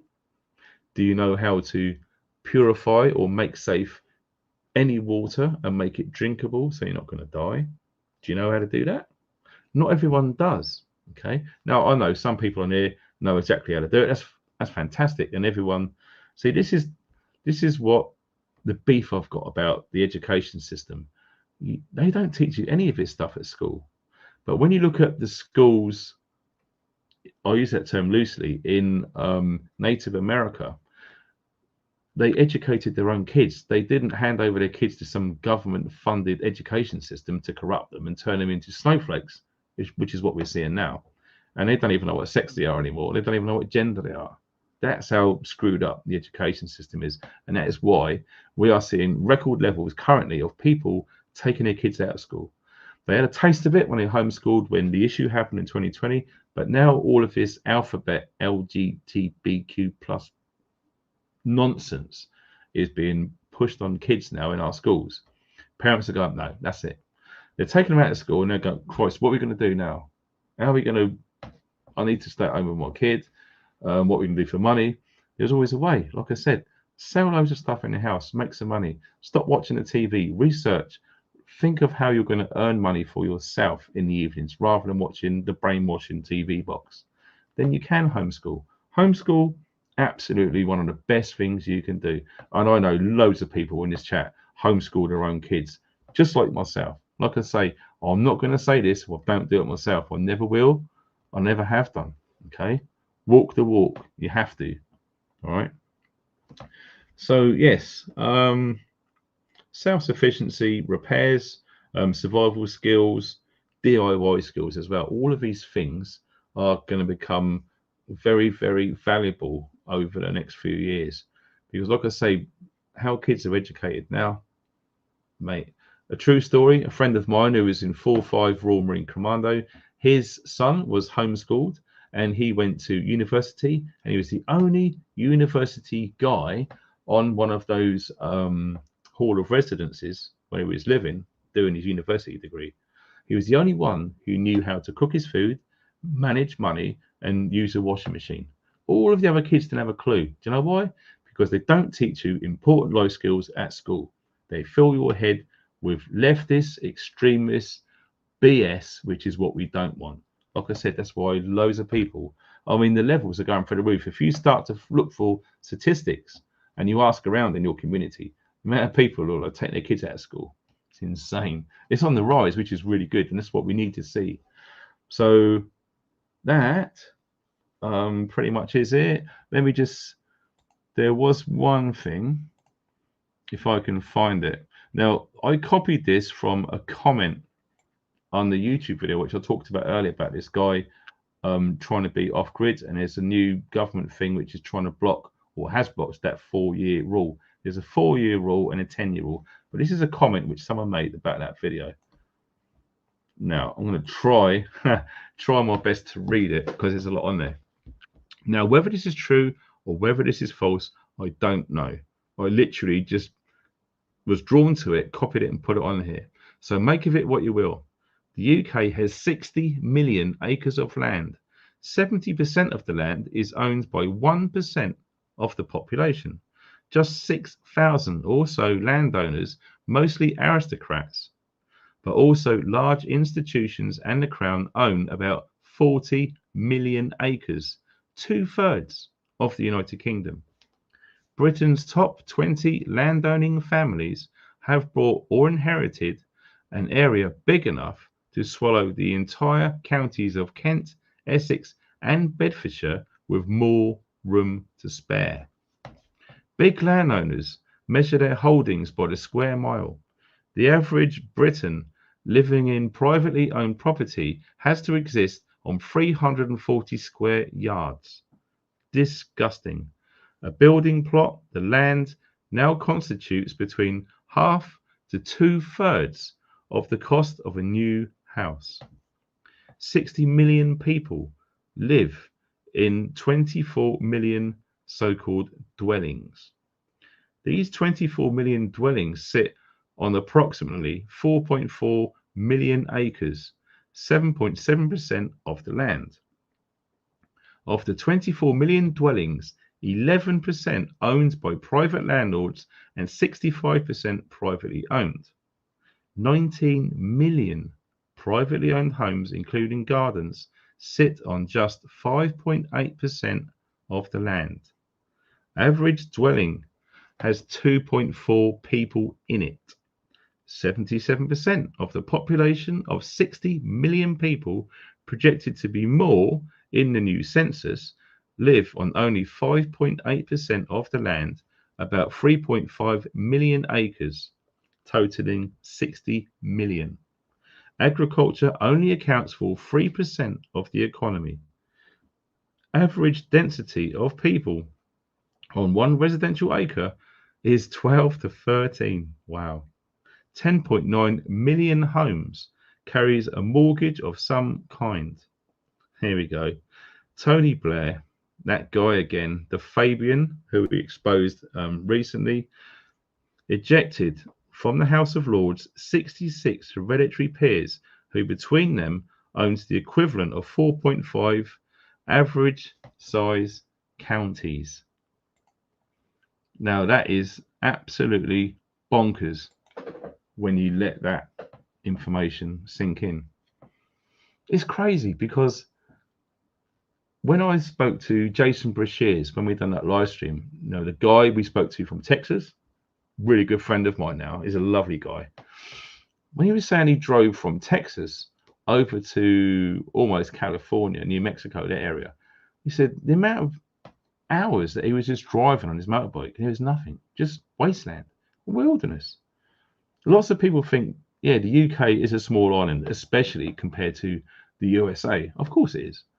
But so many people live in compacted areas, cities, towns, etc. And mate, you can drive for miles in the UK and just go past fields, woodlands.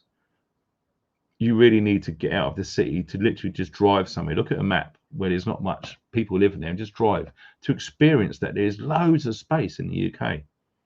But it's all privately owned, but very wealthy, very few amount of people. Now, one day, my hope is the tide will turn and we could literally go where we want and put a house where we want without this BS planning permission. Okay. Remember the old days in America where you'd find some land, you stake your claim, that's it. That's how it should be. When you think about it, we're human beings on planet Earth.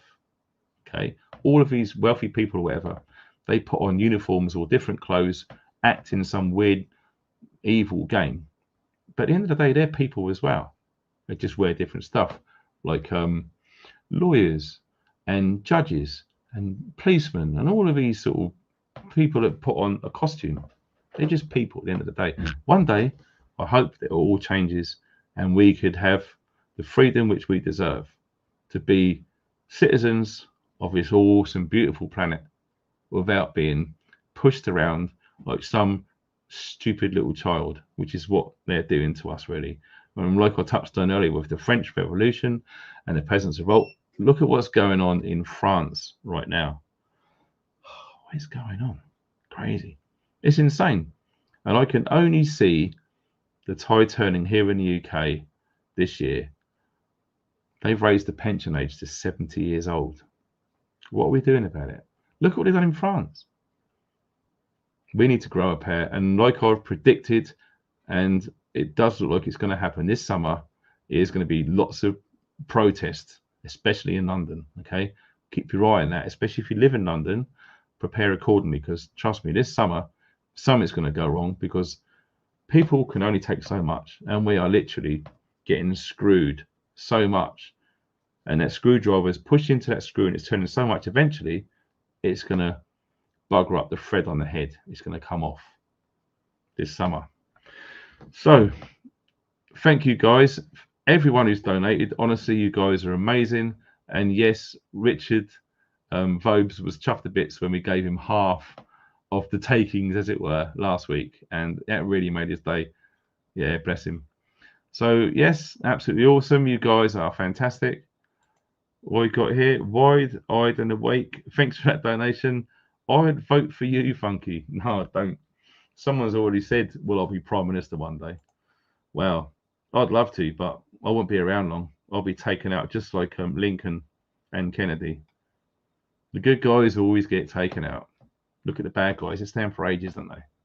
So, yes, everyone, thank you so much for donating to the channel on PayPal, especially you guys watching on the replay after this has gone live. You guys are amazing, and you know who you are. It seriously helps. You wouldn't believe. Everyone who's taken part in the chat tonight, we've had well over 1,200 people in here, which is awesome. Please make sure that you hit the thumbs up before you go. It really helps.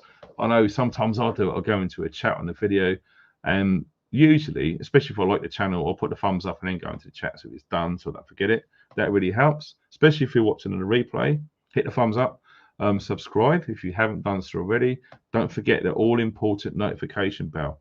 Now, all of you right now, can you please just take 3 seconds to check to see if the notification bell is set to on all notifications, the top one, because some of you haven't got it and some of you probably haven't watched because you weren't notified.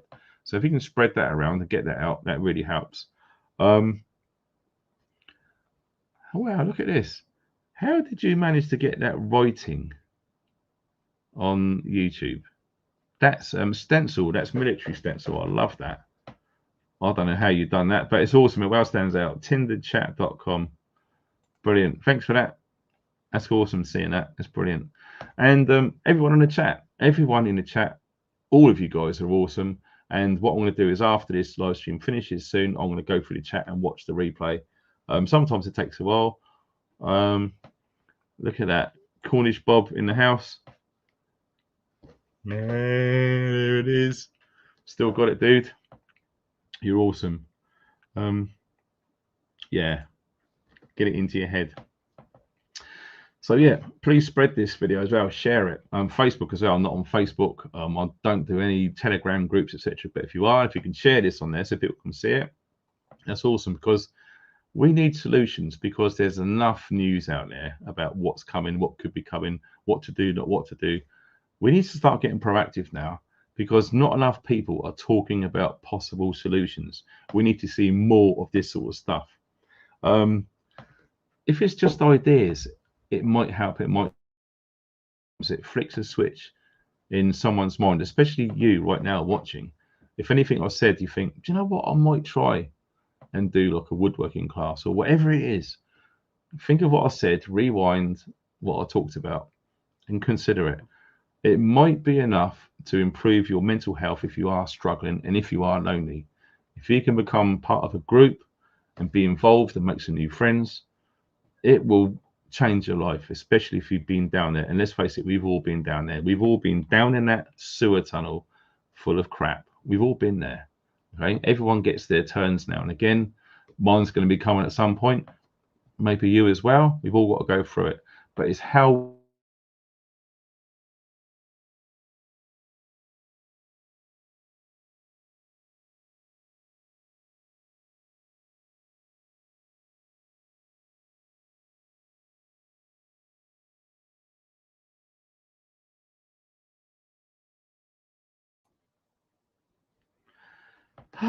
the gremlins have got me again. Yes, I'm back in the room. It's all good. I don't know what happened there. Bonkers. But yeah, just before I sign off, it might be the difference between someone topping themselves and someone not. Okay, we really need to help. We've got an awesome community here. Brilliant, lovely daffodils. Yeah, they're from the garden. We still got daffodils, believe it or not. Our seasons start late up here in the mountains because it's cold and wet mostly. There you go. So yes, do what you can to help. Share this video. It really does help. Okay, and also the moderators. All of the moderators on here. Yeah, there we go. Get your hot sauce from that guy. Okay, all you got to do is look online and find it. It's all really good stuff. Okay, well, I haven't had some for ages, but that is good hot sauce, dude. Awesome moderator, and yeah, you guys are brilliant. So have yourself a wonderful weekend. I'm going to be working behind the scenes trying to find some like-minded preppers on YouTube to do some joint live streams with, coming shortly, I hope. I've contacted loads, just waiting for someone to get back. Neil McCoy Ward's one of them. He wants me to phone him at some point. That could be interesting. We're also trying to get Neil McCoy Ward at the Bushcraft show as well. That'd be totally awesome. Possible spoiler alert there. And yes, without me waffling on too far, I bid you good evening. So you guys take care of yourself. Thanks for watching. Stay funky.